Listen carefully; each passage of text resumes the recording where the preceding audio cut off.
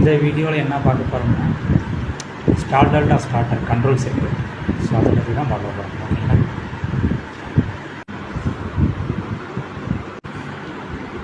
இது பார்த்திங்கன்னா first so OL DO connection பார்த்தோம்னா அதே மாதிரி தான் ஓஎல்ஆர்.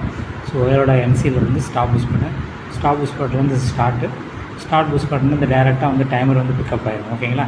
ஸோ அதுக்கு பிறகு ஸ்டார்ட் புஷ் பட்டன்லேருந்து ஸோ டைமரோட என்சி, ஓகே, டைமரோட என்சி அண்டு டெல்டா கான்டாக்டரோட என்சி மூலிமா ஸ்டார் கான்டாக்ட் வந்து பிக்கப் ஆகிடும். ஓகேங்களா? ஸோ அதுக்கு பிறகு டெல்டா கான்டாக்டர் எப்படி பிக்கப் ஆகுனா ஸோ டைமரோட என்ஓ, ஸோ டைமர் எப்போ பிக்கப் ஆகுதோ ஸோ அப்போ வந்து என்ஓ வந்து என்சி ஆகிடும். ஸோ அந்த என்ஓ வித்து ஸ்டாரோட என்சி மூலிமா டெல்டா வந்து பிக்கப் ஆகும். ஓகே. ஸோ இந்த மெயின் கான்டாக்டர் எப்படி பிக்கப் ஆகுனா ஸ்டாரோட என்ஓ, ஓகே, ஸ்டார் எனர்ஜிஸ் ஆன பிறகு இதுவும் எனர்ஜிஸ் ஆகிடும். ஓகேங்களா? அதுக்கு பிறகு ஸோ இந்த எம்டி எதுக்குன்னா ஸோ ஸ்டார் வந்து ஸ்டார்டிங்கில் வந்து ஸ்டார் கான்டாக்ட் பிக்கப்பில் இருக்கும். ஸோ அதுக்கு பிறகு டைமர் வந்து பிக்கப் ஆன பிறகு ஸ்டார் கான்டாக்ட் வந்து டிஎன்எஸ்எஸ் ஆகிடும். ஸோ அப்போ வந்து இது வந்து பிக்கப்லேயே இருக்கணும்ல.